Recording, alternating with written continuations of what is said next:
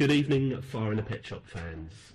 This is your humble DJ speaking to you from the past again. It is 10th of September, and I'm very excited this evening to be joined all the way from Seattle by JP Anderson, who is the main man and creative nexus of Rabbit Junk, who are a smorgasbord of different sounds and genres fused up into one neat package. Now it's 10 AM in Seattle at the moment, so I'm 95% sure that this man is sober. But anyway, we'll find out. Top of the morning to you, JP. How are you doing? Oh, I'm doing good, man. I am sober just by a few hours. Excellent. Now, many journalists have attempted to sum up your sound. Is it possible to explain your sound in a single sentence? No. It's not.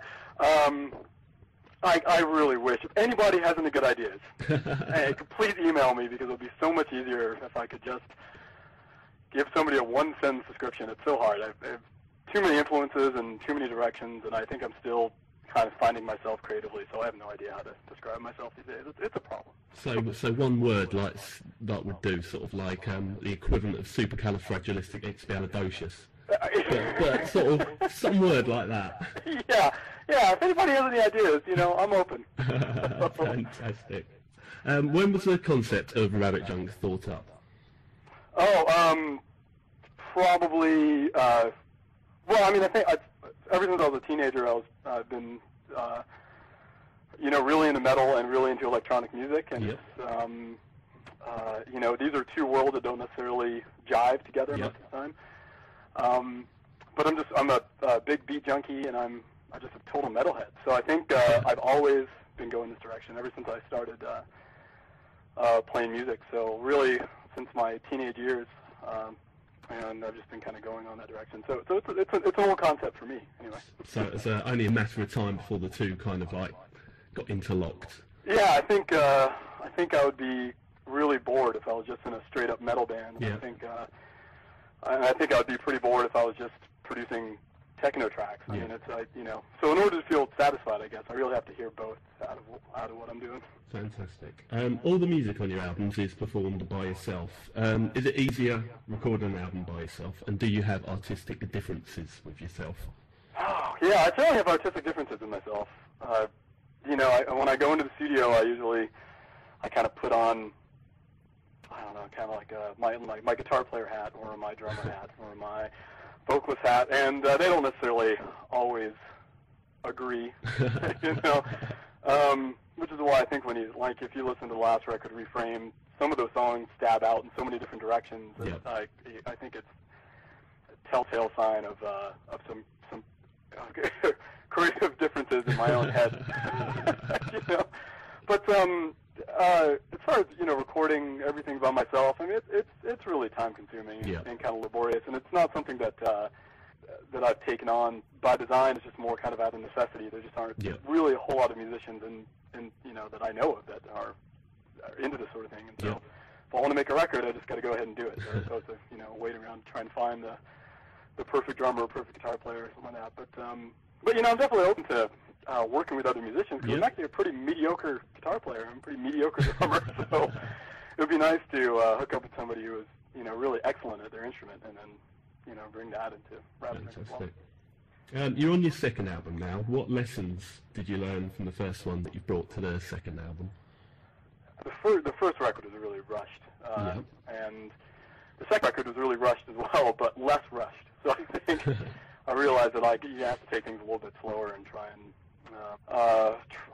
and be a little more focused with the songwriting. What lessons? I don't know. I'm always learning stuff. I don't know. I'm really, I don't know what I'm doing half the time. It's all trial and error, So, as long as no one can hear that, that's all right. Yeah, I mean, it's a little rough because everybody's privy to my mistakes. So if I really ass up a record and make it sound terrible, everybody gets to see. But but if I tried to make the perfect record, nobody would ever hear a Rabbit Junk record. So I just got to turn them out, And so, but every time I start the recording process or the writing process, I feel like I'm taking a lot of lessons via the trial and error Yep. method. As with everything else in life. Yeah, I guess so. What are your duties when Rabbit Junk play live? What do I do personally? Yeah. Yeah, I do all the vocals on stage. Right. And then the Rabbit Junk's a live 4-piece. There's a guitar player, drummer, and then the anonymous some girl is hanging out behind the laptop. And so back in the day, I used to try and do guitar and vocals at the same time, and I'm just complete rubbish at that at this point. And then for a little while with my old band, the Shizit, I used to do the turntables and vocals, which I'm pretty much rubbish at that too. So I finally learned that really I just need to be behind the mic. Well, that's a pretty new concept, turntables and vocals. I believe I've ever seen a band do that. Oh, it was really, really hard. And basically I get up on stage and just completely screw up both. I'd be a bad vocalist and a bad turntablist, and so, You recently had a search for a new guitarist. How did that go? Well, it had been going really badly for 6 months. I've been searching and putting out ads for guitar players locally, and just turning up nothing. It was mind-boggling and confusing, and nobody could believe that I couldn't find a guitar player. They're meant to be so plentiful. But just recently, within the last week, I got in touch with a local band here in Seattle that's been pretty much playing everywhere, and they're getting pretty well established, and talked to their guitar player, who just turns out to really be into metal and really be into electronic music. Excellent. What are the chances of that happening? I know. So I think the live band for Rabbit Junk is soon going to be completed, and we're finally going to be able to hit the road and see people soon. Fantastic news. I know. Imagine there's a power cut before a gig, and you get handed an acoustic guitar and a piano. Would you be able to save the gig? Not in a million years. No, I'm garbage, man. Now, you put me on an acoustic guitar. No, it's not. I mean, yeah, no way. I wish. I'm very envious of real musicians. People who can sit on a piano and dazzle everybody. I'm so envious, because I'm not like that at all. Not even close. So it would be a very embarrassing thing if I were to even attempt that. So Fingers I'd be exposed.